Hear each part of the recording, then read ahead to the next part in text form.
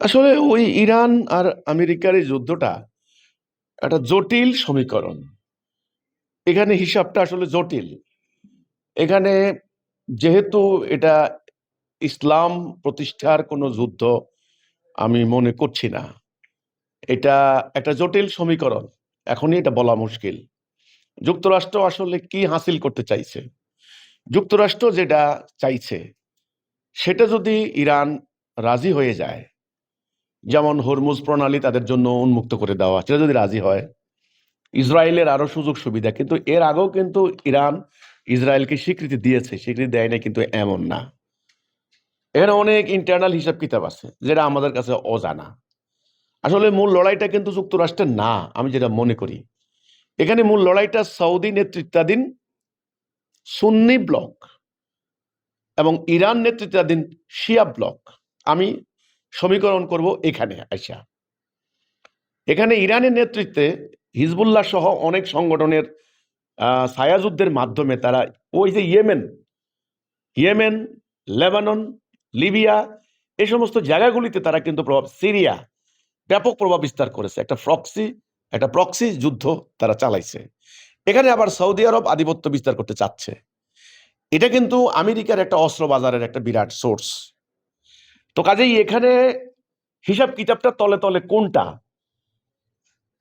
এখন আপাতত দুনিয়ার মানুষ জানে যে সৌদি আরবের লক্ষ্য হচ্ছে ইরানকে ধ্বংস করা না, বরং এখন যারা ক্ষমতায় আছে খামিনিরা, মানে তাদের ভাষায় মোল্লাতন্ত্র যাকে বলা হয়, এই মোল্লাতন্ত্রকে উৎখাত করা ওদের ভাষায়, এটা হলো ওদের উদ্দেশ্য। ওরা পাহলবিকে ওখানে নিয়ে রাখছে, পালতেছে, তারা জায়গা মতো ছেড়ে দিবে, এই উদ্দেশ্য বোঝা যাচ্ছে। কিন্তু ব্যাপারটা জটিল। এখানে এখনই বলা যাচ্ছে না ইরান কতখানি তারা কিন্তু প্রতিরোধ করে যাচ্ছে। শেষ পর্যন্ত হরমুজ প্রণালীর দায়িত্বে থাকা একজন নৌ কমান্ডার, নৌবাহিনীর প্রধান বলা হচ্ছে, উনি বেচারা গতকালকে কিন্তু হি ওয়াজ কিল্ড, তিনি কালকে কিন্তু মারা গেছেন, ওনাকে হত্যা করা হয়েছে। তো ওদের কথাবার্তা তো খুব সাংঘাতিক, মানে ইয়েদের আমেরিকান এবং ইসরায়েলের। তো এই হচ্ছে আমার কথাটা। ইরান অনেকখানি দুর্বল হয়েছে, কিন্তু বিষয়টা জটিল। স্থলযুদ্ধে নামলে ইরানকে কাবু করা এত সহজ নাও হতে পারে। এখানে আরেক কথা আছে কিন্তু, স্থলযুদ্ধ আগের স্থলযুদ্ধ না, এটা কিন্তু ভুললে চলবে না। এখন স্থলযুদ্ধের আগে কভার করার জন্য বিমান বাহিনী পাঠানো হয়, হেলিকপ্টার, গানশিপ, ড্রোন, উন্নত প্রযুক্তি আগে সমান করা হয়, বোম মেরে একেবারে কার্পেট বম্বিং বলা হয়। এরপরে ক্লিয়ার করে পরে এই যে ট্যাঙ্ক বাহিনী, তারপরে যে আপনার পদাতিক সৈন্যরা নামায়। আগের মতো না। সেখানেও কিন্তু ইসরায়েল আমেরিকা কিন্তু অদ্বিতীয়। তাদের ট্যাঙ্ক মোকাবেলা করা, তাদের হেলিকপ্টার গানশিপ মোকাবেলা করা, তাদের ওই যে অ্যাপাসি হেলিকপ্টার আর অন্য এখন আধুনিক অনেক আছে, এগুলো আমরা ইরাক যুদ্ধের সময় নাম শুনেছি। কাজেই মানে জটিল প্রক্রিয়া। আসলে আন্ডারস্ট্যান্ডিংটা কি হচ্ছে এখানে?